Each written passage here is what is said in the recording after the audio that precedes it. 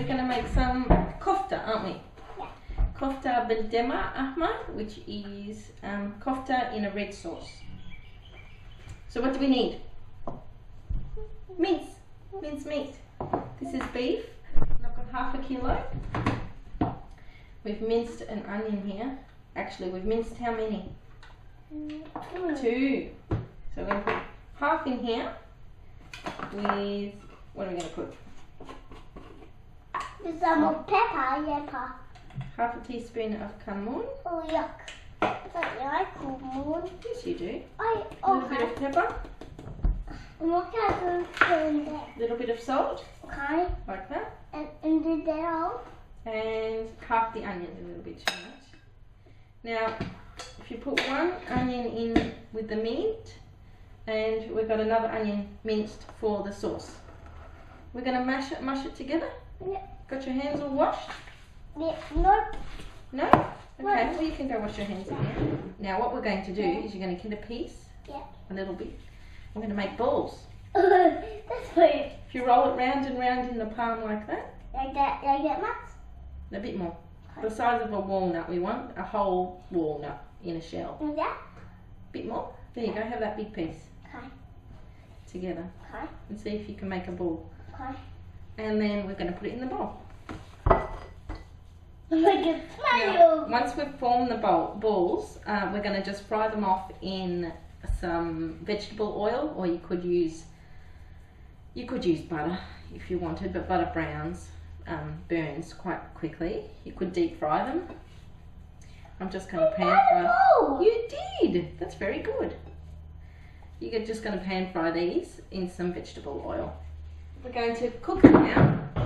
So how many balls have we got? 1, 2, 3, 4, 5, 6, 7, 8, 9, 10, 11, 12. 12, that's right. You know 12 is called a dozen. A dozen. So we just want to bring that up to a good temperature. I've got it on high heat now just to heat up the oil. And it is starting to... Watch some TV. It is starting to bubble, so we want to be careful now, don't we? Okay.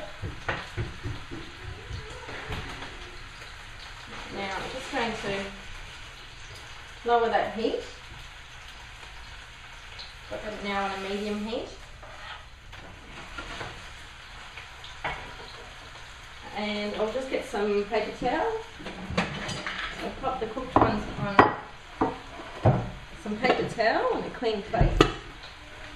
And then to get the tomato sauce ready for cooking, we just need a pot. And in that I'm going to heat some oil, and I'm going to cook off some onion and two cloves of garlic.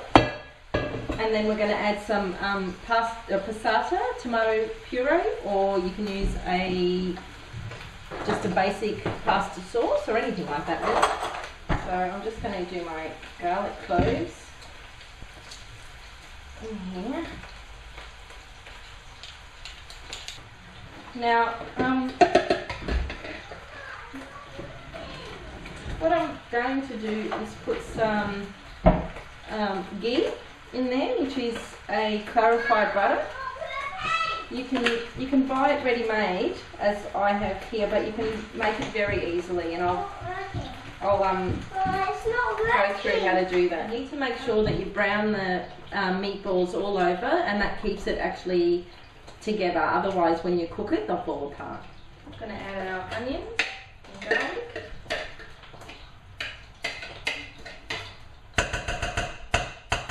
And then you can easily freeze these in batches, and they do pretty well out of the freezer actually.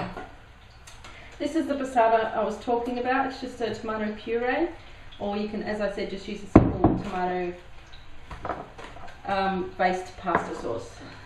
I've got some cumin, which we're going to use, some mace, and salt and pepper. So I'm just browning that off. Now I'm going to add the pasta sauce, or the passata.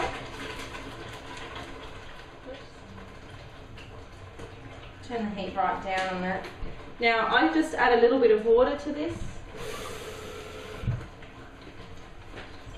Give it a good shake.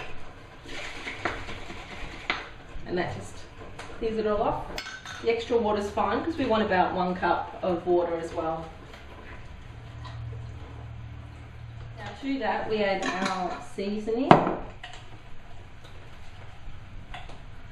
Add 1 teaspoon of, half a teaspoon of cumin, bit of mace,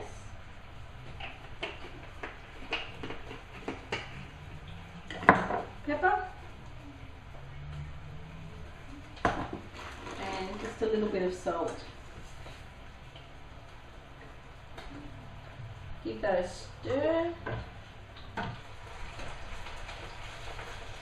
It's such a great recipe to make with kids because forming meatballs is so easy and it's so much fun for them to do. Now when the meatballs are ready, you can just transfer them across. You could use lamb mince or a combination of both when you make these meatballs if you like. I think my mum used to use lamb perhaps, and it has a different taste, which is quite nice too. But I just had some beef mince, so that's what I'm using. I'll leave that for a couple more minutes and we'll come back and see how they look. Okay, we're back. So I've browned off the meatballs and had them draining on a paper towel just for a couple of minutes. And now I'm going to add them to the tomato sauce which we've been cooking here. Now to that sauce, I've just added just a little sprinkling of sugar just to take off the edge from the acid in the tomato, and I added some basil leaves because we used to put a sprig of basil in the pots when we did our home tomato sauce, and it was quite a nice flavour. So I've added a little bit of dried basil here as well. You could add mixed spices if you like, and I would leave those to cook on a gentle heat for 20 or 25 minutes and they should be cooked, and we'll come back and see the finished product. But it should be lovely served with, well, we used to eat it over rice, but you could have it with pasta. I've actually just finished that and popped it into a container so you can see what it looks like. Hopefully that's a good shot. This is Sam, who just woke up. I did cover that, I didn't mention that before, but I did cover that while I was cooking for 20 or 25 minutes and on a slow heat. The sauce is thickened right up and is really rich and yummy, and as I said, served with a salad or some steamed vegetables would be lovely. Yeah, you're looking forward to it, aren't you, Mushta? Yes. All right, well, enjoy.